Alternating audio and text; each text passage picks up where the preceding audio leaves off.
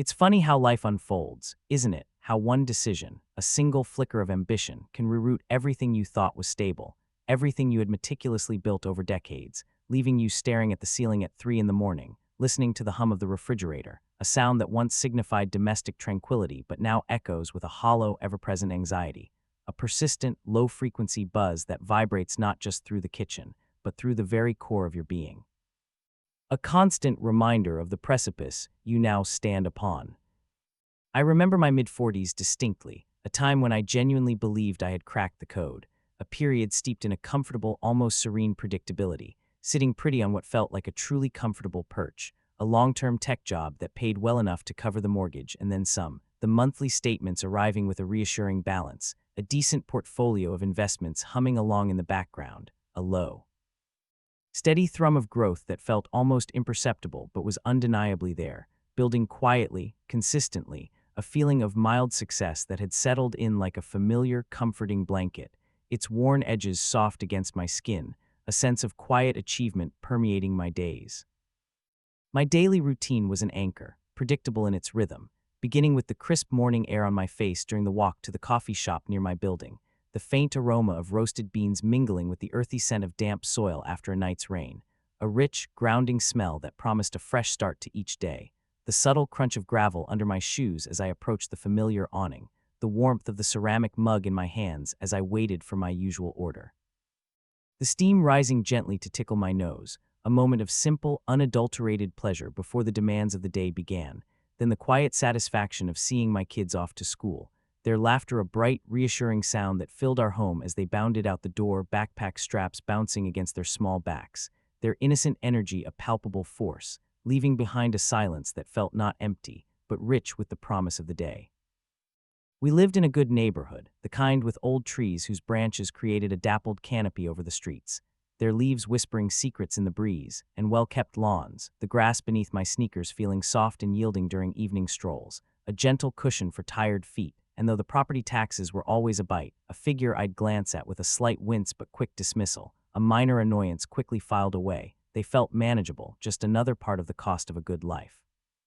A necessary premium for the peace of mind our home provided. There was a sense of financial stability, a quiet confidence that my hard work had paid off, that the consistent income from my job and the slow, steady gains from my stock market holdings, those blue-chip stocks carefully selected over years, had created a buffer, a kind of invisible shield against the uncertainties of the world, a protective layer against unforeseen expenses. My partner and I would talk about future plans, about retirement, about maybe even taking a long trip to some sun-drenched coast, picturing the warm sand between our toes, the sound of distant waves, and those conversations were filled with a gentle optimism, a shared vision of a comfortable, unburdened future, the soft touch of her hand on mine across the dinner table a tangible affirmation of our shared journey, our interwoven lives. We even had a bit of passive income trickling in from a few smaller ventures, nothing extravagant, just a few digital subscriptions and a small rental property, but enough to make me feel like I had a grasp on diverse income streams, a savvy approach to personal finance, a quiet hum of digital transactions confirming deposits that added to my sense of security, a subtle reassurance that even when I wasn't actively working, my money was working for me. The walls of our apartment, painted in warm, neutral tones, felt like a sanctuary, each smooth surface reflecting a sense of peace and belonging, the carefully chosen artwork on them telling stories of our life together. The scent of her cooking, a blend of herbs and spices, often permeated the air in the evenings, a comforting embrace that signified home. Even the occasional bill, a thick envelope from the utility company or a credit card statement with a comfortably low balance, would arrive and be promptly dealt with, a mere formality, never a source of stress, a testament to our robust budget and the careful risk management we had implemented over the years. We had good health insurance, a solid retirement fund, and a reasonable emergency savings account, all the pieces aligned for a secure future, or so I believed. But beneath that calm surface, an itch began, a whisper of dissatisfaction, a feeling that I was meant for something more, something beyond the predictable trajectory of corporate life, the same four walls of my office cubicle suddenly feeling too restrictive, too small, the bland beige color of the partitions seeming to leach the vibrancy from my days, the click-clack of keyboards around me, once a comforting rhythm of productivity, now an irritating, monotonous drone. A constant reminder of the uninspired routine. I saw friends, former colleagues, launching their own startups, their social media feeds glowing with curated success stories, photos of sleek new offices and smiling teams, talking in excited whispers about seed rounds and valuations, about the next big thing, about disruptive technologies that promise to change the world, and a professional jealousy, subtle but persistent, began to gnaw at me, a bitter taste at the back of my throat, a sourness that clung to my tongue even after the most delicious meals. The feeling that I was being left behind, stagnating while others soared. Their success, or at least the perception of it, filtered through carefully constructed online personas, started to make my own comfortable existence feel a little small, insignificant in the grand, ambitious narrative they were crafting for themselves, a narrative I suddenly yearned to be a part of. My long-held dream, dormant for years, of building something truly my own, something disruptive and innovative, something that would leave a mark, began to stir, a persistent buzzing behind my ears, an insistent whisper that grew louder with each passing day. I spent late nights researching, the cool glow of my laptop screen illuminating the dark living room, casting long shadows on the familiar furniture, sketching out ideas on cheap notepads, the graphite smudging beneath my palm as I furiously scribbled diagrams and flowcharts, convinced I had a unique insight, a solution to a problem no one else had truly tackled, a grand vision blossoming in my mind, a vibrant, compelling image that filled my thoughts, pushing out all other considerations. The allure of independence, of being my own boss, of turning a concept into a tangible, thriving business, became an obsession, a relentless pull that drowned out the quiet voice of caution, the little murmurs of doubt that tried to creep in. I rationalized it, telling myself it wasn't about the money, not entirely, though the prospect of immense financial reward was certainly a potent lure, but about leaving a legacy, about proving something to myself, about the thrill of creation, the pure satisfaction of bringing an idea to life. My existing investments, particularly a growing interest in cryptocurrencies, which at the time felt like an untouched frontier of incredible potential, an exciting new wild west of finance, seemed to offer the perfect launchpad. Bitcoin was surging, the charts on my screen a dizzying dance of green spikes, each upward tick a shot of adrenaline, and the stories of overnight millionaires, though perhaps embellished, resonated deeply with my newfound ambition, a siren call promising untold riches, a quick path to the capital I needed. I began to reallocate funds, pulling some from more traditional, stable stock market holdings, those long-held blue-chip stocks that had offered quiet, dependable returns, the kind of steady growth that now seemed too slow, too pedestrian, to dive deeper into this volatile, exciting new space, convinced that a substantial investment now would provide the capital needed to really get my startup off the ground, a kind of accelerated passive income stream that would fuel my entrepreneurial leap. A shortcut to financial freedom. My partner expressed some initial reservations, a quiet concern about the risk, her brow furrowing slightly as I explained the nuances of blockchain and the potential for exponential gains, her voice soft with a lingering uncertainty, but I dismissed it, filled with the self-assured arrogance of someone convinced they were on the cusp of something monumental, brushing off her worries with a confident wave of my hand, a gesture of dismissive certainty that I would later regret deeply. I spoke of risk management, rattling off terms like diversification and portfolio rebalancing, trying to sound authoritative and in control, but in truth, my own appetite for risk had ballooned, overshadowed by the intoxicating prospect of immense reward, a feverish excitement coursing through my veins, blurring my judgment. I left my stable tech job at 45, a decision that felt both terrifying and exhilarating, the ultimate leap of faith, a moment suspended between fear and absolute conviction, the air thick with anticipation. The farewell cake, a dry vanilla sponge with sickly sweet frosting, tasted like freedom, each crumb a tiny victory, a sweet confirmation of my audacious choice. The handshakes felt like congratulations on a daring new chapter, a firm grip on a new beginning, a send-off into a grand adventure. For a few glorious months, everything felt right. The energy of building a startup, the late nights fueled by cheap coffee, the bitter taste a small price for the unbridled optimism that coursed through me, the scent of cold pizza lingering in the air, a familiar aroma of shared purpose, the whiteboard in our small rented office filling with complex diagrams and ambitious timelines, our collective vision taking tangible form, the conversations with potential investors, their initial interest a thrilling validation, all of it was intoxicating. A constant rush, a surge of adrenaline with every small breakthrough. We had a small team, 5 passionate individuals, a shared vision, a camaraderie that felt electric, a feeling of being on the precipice of something truly great. And for a while, the prototypes we built, sleek and gleaming with promise, their smooth plastic and cool metal surfaces a tactile representation of our tangible progress, seemed destined for greatness, for market disruption, for untold success. I sunk a significant portion of my savings into it, the numbers on the bank statement dwindling but replaced by the boundless potential of my venture, pulled even more from my crypto investments, which were still showing paper gains, each digital green number on the screen an encouragement, convinced I was merely reinvesting future wealth into current growth, a strategic move, a savvy play in the grand game of entrepreneurship. The house, our home, suddenly felt like a testament to the future I was building, a solid foundation for an empire, its strong, familiar walls holding the promise of our expanding dreams, of a life even richer and more fulfilling than before. Then came the first tremors, subtle at first, like the distant rumble of thunder.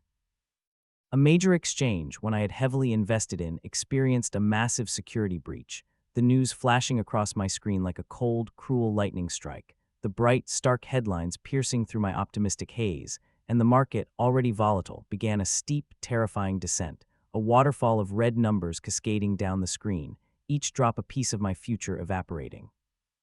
My cryptocurrency holdings, once a source of pride and perceived stability, those thrilling green spikes now transformed into terrifying red valleys, evaporated with alarming speed, a digital ghost, leaving behind only the bitter taste of regret, a hollow ache where confidence once resided, a chilling emptiness in my stomach. The initial optimism around my startup also began to wane. A key investor, after months of promises, of long meetings filled with nods and reassuring smiles, their words echoing with enthusiasm, suddenly pulled out, citing market conditions and a shift in their own portfolio strategy. The news delivered in a curt, impersonal email that landed like a lead weight in my inbox, the cold words cutting through me, devoid of the warmth that had once been promised. It felt like a betrayal, not just of a business deal, but of a shared dream, the sudden silence where their enthusiasm once roared now deafening. The momentum we had built crumbled, the small team began to disperse, their faces etched with disappointment as they packed their few belongings, the shuffling of their boxes a mournful sound, and the grand vision I had held so dearly slowly dissolved into a mountain of unpaid bills, their stark numbers a physical weight on my shoulders, and a crushing sense of personal failure, the scent of cheap coffee now smelling only of defeat, of a dream turned to dust. The collapse was swift and brutal, leaving me not just without a job, but with a failed business, depleted savings, and a significant portion of my wealth wiped out by speculative investments, the grand plans for passive income now a cruel joke. The quiet panic began to build, a cold knot in my stomach that tightened with each passing day, a constant, low thrum of dread, a persistent, gnawing anxiety that kept me awake at night, staring into the dark. The phone calls from creditors, once easily dismissed with a polite deferral, a calm assurance of future payment, now felt like personal attacks, the shrill ring of the phone an unwelcome intrusion, a harbinger of more bad news. My partner and I started to argue more small, sharp exchanges over dwindling funds, over the mounting credit card debt that had accumulated faster than I could track, the plastic cards themselves feeling heavy and accusatory in my wallet, each swipe a deepening hole.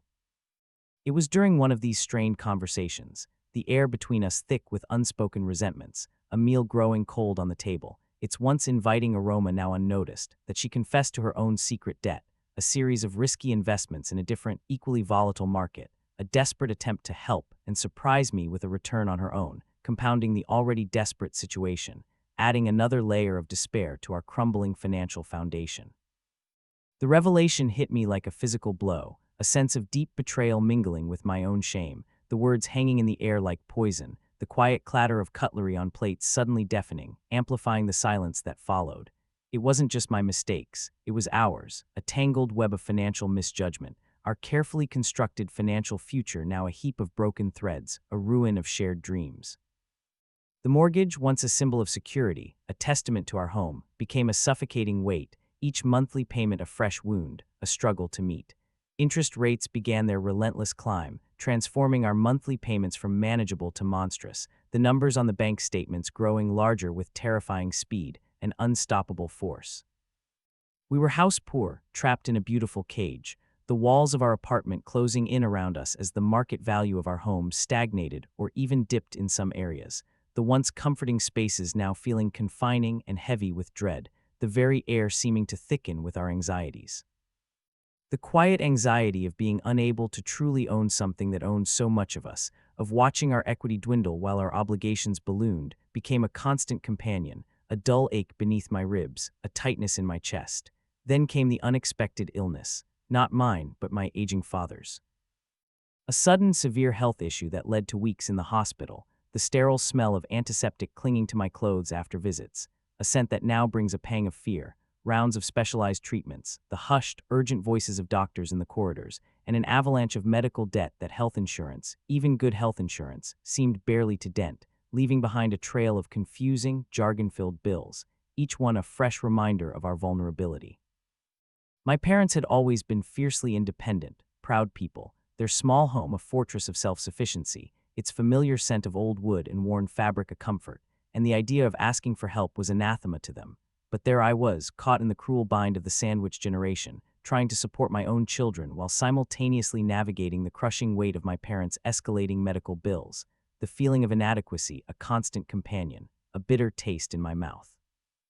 My mother, frail and worried, her voice thin and reedy over the phone, would call, her voice trembling as she described another bill, another procedure, the cold plastic of the receiver pressed to my ear, and I, unable to offer solutions beyond empty reassurances, could only listen, feeling the helpless burn in my chest, the sense of being pulled in too many directions, each tug a fresh ache. My children, oblivious in their youthful innocence, their bright eyes full of simple hopes, their laughter still echoing, still needed new shoes, their current ones scuffed and worn, school supplies, the latest art kit they'd seen advertised, the occasional treat like an ice cream cone on a hot day, and the sight of their hopeful faces, once a source of unadulterated joy, now pricked me with guilt, a stark reminder of my inability to provide the life I had promised them, the weight of their needs crushing me. A heavy burden on my already strained shoulders. The supermarket aisles became a battlefield, the harsh fluorescent lights glaring down on me, casting long, stark shadows, every price tag an enemy combatant, a figure to be feared and outmaneuvered. Soaring inflation meant that the weekly grocery bill, once a routine expense I'd barely glance at, now felt like a punch to the gut, the red numbers on the receipt an affront, a public shaming of my diminished means. The cost of a simple carton of milk, its weight familiar in my hand, a basic loaf of bread, its fresh scent now a luxury, the few small comforts we allowed ourselves, seemed to jump overnight, the shelves themselves feeling thinner, less abundant, a visual representation of the scarcity that now surrounded us. Utility bills, especially during the harsh winter months when the wind howled outside our windows, its mournful cry seeming to seep into the very foundations of the house, became exorbitant, the chill of morning air inside the house a constant reminder of the money we couldn't afford to spend on heat, my fingers cold as I sipped tepid coffee from an empty mug, its warmth barely reaching my chilled bones. I remembered how I used to barely glance at the numbers, secure in the knowledge that they would be covered. Now every single expense was scrutinized, debated, rationed, a mental ledger constantly running, calculations for every penny, every decision a painful compromise. The budget became a cruel mistress, demanding sacrifices at every turn, cutting corners until there were no corners left to cut, only the raw, exposed edges of our existence. Friends, some of whom I had once envied for their perceived success, their thriving careers and lavish vacations, now seemed to pull away, their calls less frequent, their invitations non-existent, perhaps sensing my desperation, the subtle shift in my demeanor, or perhaps fearing I might ask for help, the silence from them a sharp, fresh wound, a chilling confirmation of my isolation. The professional jealousy that had once spurred me on, a motivator, now turned into a bitter taste in my mouth, the comparison to their seemingly stable lives, their thriving careers, a fresh wound that refused to heal, a constant reminder of my spectacular downfall, a public spectacle in my own mind. My partner and I, unable to bridge the widening chasm of financial despair and unspoken resentment, the quiet meals replaced by strained silences, the occasional touches now stiff and infrequent, the intimacy slowly eroding, eventually decided to separate, the marital strain finally reaching its breaking point, divorce papers, cold and official, arriving in the mail, a confirmation of the collapse of not just our finances, but our shared life, the ink on the documents feeling like a brand. Searing itself into my memory, the emptiness in the house, the quiet absence of her presence, the missing scent of her perfume from her side of the bed, added another layer to the overwhelming sense of loss, each empty drawer a testament to a love that had withered, a future that had dissolved. Job loss had become a grim reality, a bitter irony after having left my last role so confidently, so optimistically, with such conviction. My skills, once valuable and sought after, now felt outdated, rusted, my midlife career change having yielded only a path to ruin, leaving me adrift in a sea of uncertainty. The job market was unforgiving, a maze of online applications and automated rejections, each click of the mouse a step further into despair, and the rejections piled up, each one a fresh stab at my rapidly eroding self-worth, the generic emails feeling like personal condemnations, confirming my uselessness.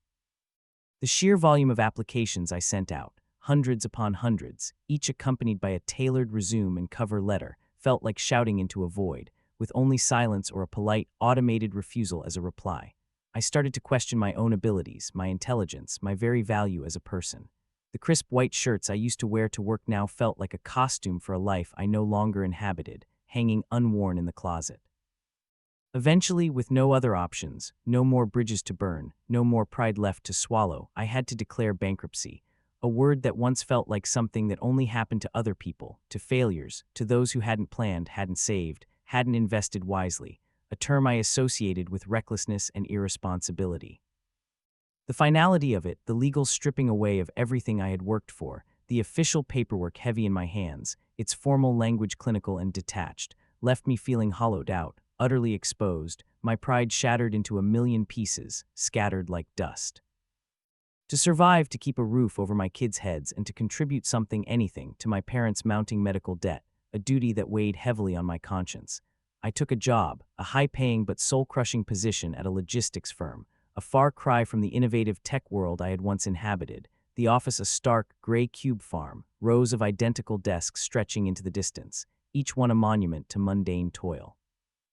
It was all spreadsheets and endless calls, the monotone hum of servers a monotonous drone, devoid of creativity, draining my spirit with each passing hour, the tasks repetitive and meaningless, an endless cycle of optimization and allocation.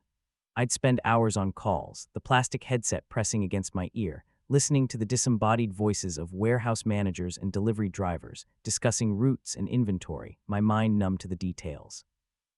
The moral compromises I had to make, the small corners I had to cut, the ethical lines I felt myself blurring just to keep my head above water, to meet impossible quotas, gnawed at my conscience, a constant, low-grade discomfort, a persistent whisper of what I was becoming. I would come home, the walls of my new, smaller apartment feeling cold and unwelcoming, its sparse decoration a stark contrast to our old home, drop my keys on the empty table, the metallic clatter echoing in the silence, sometimes finding an empty cup, forgotten from that morning's rushed coffee, the faint aroma of stale grounds a small, tangible reminder of a life that was now just a distant echo, a ghost of a happier time. The quiet panic had become a roaring silence, deafening in its intensity, a constant pressure behind my eyes, a dull ache that never quite receded. I navigated the daily grind, a zombie, my mind numb to the spreadsheets and the endless requests for optimizing delivery routes, my body moving through the motions, propelled by a primal need to simply endure. Sleep offered little respite, my nights often spent staring at the ceiling, the refrigerator's hum a constant companion, or startled awake by vivid nightmares of financial ruin, my heart pounding in my chest. Food tasted like ash, joy was a foreign concept, and even the simple act of breathing felt like an effort. The financial terms that once excited me, investments, stocks, income, passive income, now felt like mocking whispers of a past life, a different man, a fool who had dared to dream too big. Risk management had become damage control, a desperate effort to keep the sinking ship afloat to prevent total catastrophe. Credit was a trap, debt a relentless pursuer, always just a step behind. Bitcoin and cryptocurrencies, once symbols of bold new frontiers, were now just painful reminders of a reckless gamble, a monument to my hubris. Startup, once a dream, was a scar, a permanent mark of failure. My income, though substantial at this new job, felt tainted, earned at the cost of my spirit and my values, a constant reminder of the price of my mistakes. I would sit for hours after the kids were asleep, staring into the darkness, the refrigerator's hum no longer a sign of peace, but a constant, low reminder of the bills to be paid, of the scarcity that now defined our existence, a financial noose tightening around us. The texture of the rough, cheap apartment walls, so different from the smooth, painted surfaces of our old home, felt like a physical manifestation of my diminished circumstances. the grit beneath my fingertips a constant, uncomfortable reminder. The chill of the morning air, even indoors, seemed to seep into my bones, a constant companion, a physical sensation of my internal coldness. My mind would replay decisions, dissecting each choice, each moment of hubris, searching for an escape route that no longer existed, a different path I could have taken. The thought of my children's future, once boundless and bright, now felt constricted, a narrow path shadowed by my failures, a future perhaps less bright because of my missteps. I feared for them, for their chances, for the legacy I had so foolishly chased instead of securing their foundation, building on the solid ground I had once had. My parents, too, weighed heavily, their quiet suffering a constant reminder of my inability to provide ease in their twilight years. The image of my father's frail hand in the sterile hospital room, his skin thin and translucent, etched into my memory, a painful tableau. The shame was a bitter pill, swallowed daily, a constant companion. But then slowly, almost imperceptibly, something shifted. It wasn't a grand revelation, no sudden bolt of clarity, no dramatic turning point, more like a slow dawning, a quiet realization that crept in amidst the wreckage, a faint light peeking through the clouds, a tiny crack in the wall of despair. I was still here. My kids, despite everything, despite the smaller house, the fewer new toys, the simpler meals, the noticeable absence of their other parent, still looked at me with love, their small hands reaching for mine, their simple requests for a bedtime story or a shared meal holding more value than any market capitalization, more precious than any stock certificate, their trust a balm to my wounded soul, a gentle warmth that began to thaw the ice around my heart. Their innocent drawings, taped crookedly to the refrigerator door, brightly colored and full of untroubled imagination, became my most cherished works of art. My mother, despite her worries, still found comfort in my presence, her hand a warm, papery touch on my arm when I visited. Her eyes, though clouded with age and concern, still held a flicker of the old affection, a maternal love that never wavered, a source of quiet strength. The small patch of green in our backyard, once just a chore to maintain, a square of grass that needed weekly mowing, became a sanctuary, a place where I could sit and feel the sun on my face, its warmth a tangible comfort, listen to the rustle of leaves in the gentle breeze, the chirping of unseen birds, their melodies a simple joy, and for a few precious moments, simply breathe, letting the tension seep out of my shoulders, feeling the earth beneath me, grounded.